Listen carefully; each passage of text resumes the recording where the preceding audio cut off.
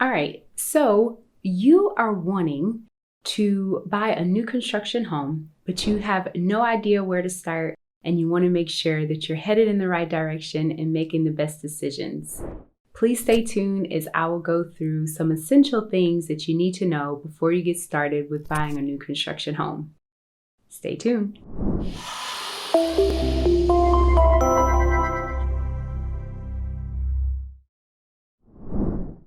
So I have worked with several different clients over the years who have decided to go on new construction, for all different types of reason. One reason in particular that I remember, it was a couple who I was working with, and they just totally freaked out with the inspection report and what came back on it. There were some items that the wife just really couldn't see past them just being repaired by the seller or another person. So I suggested new construction just because of those particular items being so scary to them. To have something brand new was very appealing to them. So they dived right on in and they actually bought one of the bigger floor plans in that neighborhood. So there is a difference between a custom built home and building with a state or nationwide builder, AKA for me, a mass builder. All right, so let's talk about this. A custom built home is for someone who has a particular lot in mind and even a builder in mind, okay? You have a specific floor plan that maybe the builders in that area that you're in don't have, or they are not building in the area that you prefer to live in. Very important. A state or nationwide builder has already bought a few hundred acres of land, and they have already subdivided that land with lots, right? And they have several floor plans that you can pick from. So let's dive in. Number one, have representation, y'all. A qualified professional realtor. This is someone you want on your side, all right? They can give you value, knowledge about the different builders in your area, as well as triple checking that contract for you and the items involved. Here are a few things. The numbers, okay? Making you aware of the verbiage, such as different, like an escalation clause as an example. Closing date, what is it, okay? Are you buying the actual property that you thought you're buying, that lot number, the street name?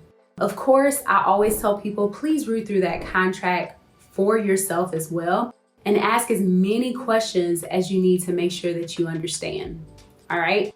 That contract for the builder is particularly in a way made for them. Okay, are there things as well in your price range in your area? Number two, what is the representation of that builder? The quality of construction, their communication, and their completion timetables. Also, what kind of reviews is that builder getting?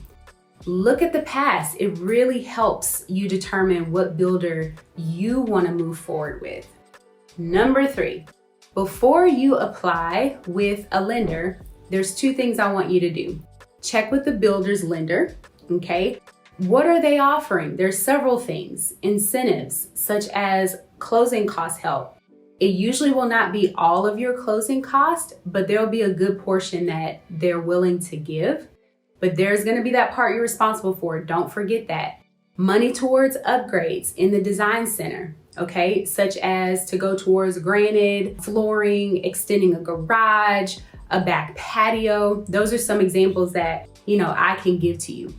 Some builders also give gifts such as blinds or a refrigerator, okay? An outside lender, you gotta know, what do they offer? Plus, is the outside lender even allowed with that builder? Number four, paying for upgrades. Wait in a way sometimes, because it may be even cheaper for you to find an outside source to come and do those upgrades you want, because the builder is gonna charge you a premium for that. Number five, think about the time frame that this is gonna take to build. Does this fit your time frame? Okay, are you in a lease right now? Think about that. Not everybody has 8 to 12 months. to wait for a new build, okay? So new construction can be amazing on so many levels, but pre-existing homes as well can be, all right? So it really just depends on what do you need, what are you comfortable with, and what is your time frame. I hope that these few little points help you in your journey with a new construction home, or should I go in a pre-existing direction? Listen, if this is something that just helped you, please hit that like button as well. And also add some comments. Is there any questions that you have or anything else or something that really just stood out to you and helped you in your journey?